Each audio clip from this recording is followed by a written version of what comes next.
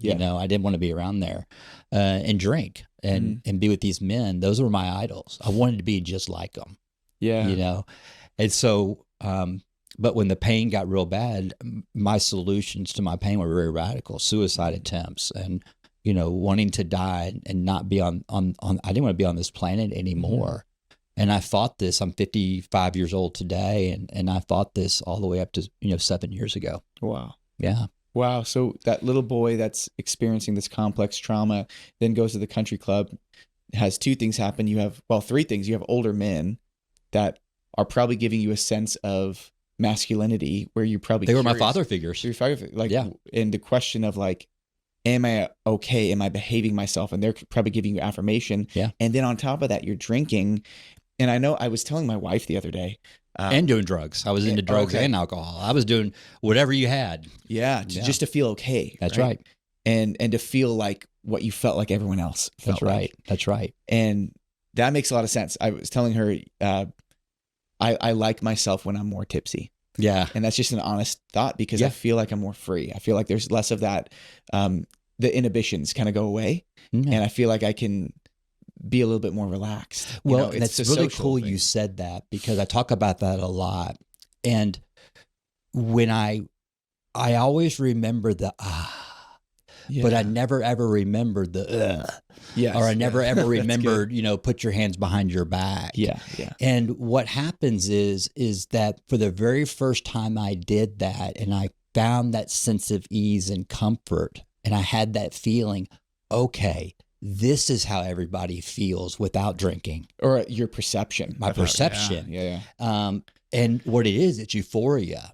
And so in addiction, substance abuse addiction, because we'll get into later, we're all addicts. Totally. You know. Yeah. But in substance abuse was in order to stay there, what do? I got to do more. Yes. And so I was different. Right. And it got so bad that, you know, I was drinking because I wanted to feel like everybody around me looked. Yeah. And then it's progressive. And then I kept drinking and doing drugs because I wanted to feel good about the bad decisions I was making. So I was trying to medicate my real trauma that I had. And as a result of my actions and the role I played in it, doing drugs and alcohol, now I'm increasing self-inflicted trauma. So now I have two monsters, you know, fighting one another. Yeah. And then every once in a while, someone's saying, you got to find Jesus. I'm like, Casper the Friendly Ghost ain't going to help my problems. Totally. You know, and, you know, at the time the church was right and I was wrong. And, you know, and so, but when I got out of high school, I immediately went to the PGA Tour, the Pro Golf Tour. Really? Yeah. I was a caddy on the tour because, I mean, I had a great attitude, a great personality. I was very good at golf. My golf IQ was extremely high. And I went on the tour and caddy for the best player in the world, you know, at the time. His name was Lanny Watkins. And he's a Hall of Famer. He's won 22 events. I mean, basically, I went on the tour with Lanny Watkins, Tiger Woods at the time. Wow. And flying private jets around the country. How old? This is right out of high school. I was not even 21. I mean, I was about 20 years old. Yeah.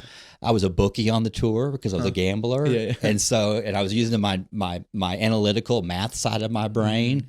And when I went out there, man, I'd found life. This is great. And I was away from my mom and dad. So I felt accepted. I felt a part of.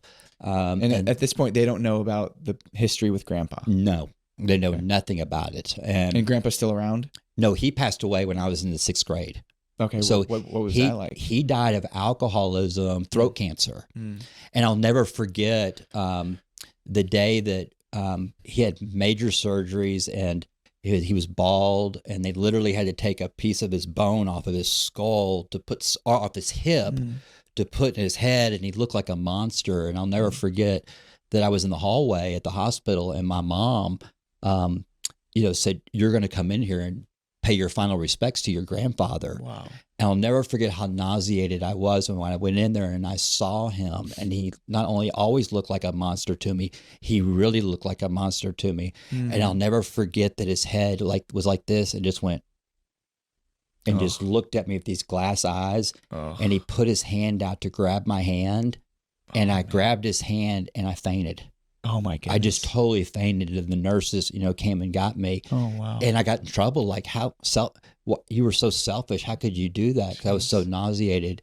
Wow, And dude. it really affected me. And then he passed, And and you're 12 at that point. yeah, I mean, Gosh. and so he passed, and one of the things I was so thankful for is I begged not to go to the funeral, and we got to stay home. My brother and I got to stay home, and we didn't have to go to the funeral.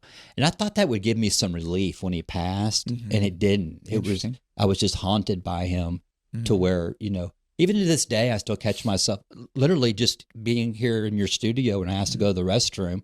I lock the door behind me. Mhm. You know what I mean? And it's just this habit that I do, part of, the sexual abuse and, on clothing in front of, Yeah. anybody. And Yeah. so, Yeah. that happened. And then I buried it so deep, the resentments and anger that I had towards him. And on top of that, I was, being physically abused at home, Mm. by my father and my mother. And my mother is identical to me and identical to him. And she struggles with alcohol and pills. And, you know, and, and so I triggered her, my When you say actions. identical, what do you mean? We had the same mannerisms, Got it. cut out of the same cloth. Yeah. And so, which has helped me today because now I look at, man, what a life she had to grow up in, and living that life with her father. No telling what he did to her. I don't know, but no telling what he did to her. So, as time goes forward, go through the tour. I was out there for 5 years, but the men that I grew up in the country club were in real estate and construction, very powerful real estate moguls. Yeah. And those connections, helped me that when I got off the tour in 1995, I went straight into real estate and into home building and got married my childhood, best friend since kindergarten. Wow. And, we were married for 14 years and had 2 beautiful boys. And, I knew going into that relationship, her parents that I knew very well, obviously, were very toxic and, tough, but I could change them. I could fix them, Yeah.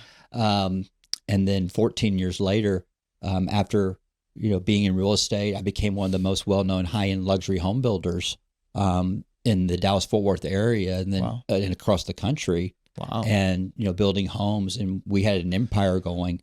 And in 2009, my wife collapsed with a massive brain hemorrhage.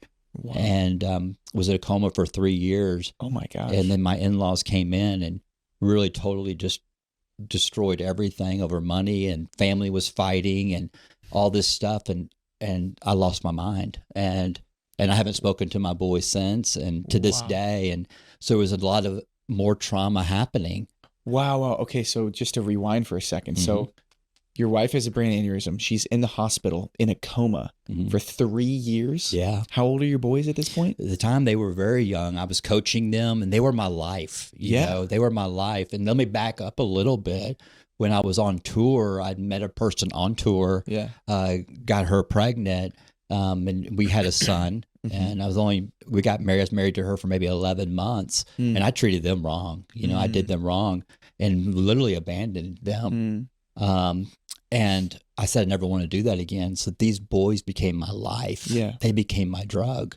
In 2002, I went to Betty Ford, and to try to get sober. And when I came back, I was dry for about 6 years, but my drug of choice was my boys and work and money. I was seeking all these visible things, to do that, but I was still really empty inside. The isms were still there, alcoholism, I, self, and me. And then, when that situation happened, it was horrible. It was, and I literally lost my mind. And then in 2000, what does that look like? So your in-laws come in, your wife is in a coma. And how old are your boys again? They were, let's say they were 9 and 10. Oh my gosh. Yeah, so they were 9 and 10. Still like formative years, but still young where they need dad. Yeah. And I was coaching all their, sporting events, and I was the coach, and my boys said they're freaks. I mean, everything they did in sports they were the best. Yeah. So that was a drug. Yeah. This is great. Totally. They were like remote control cars. Vicariously living through their success. Exactly. Giving them the things that you didn't have, the safe upbringing, and now you have.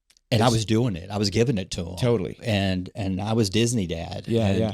And so we were very close, and my in-laws literally took that away from me, and to the brainwashing of the boys. And Ryan, one of my biggest things is I get accused of doing something that I didn't do. It just buries me. Yeah. It buries me.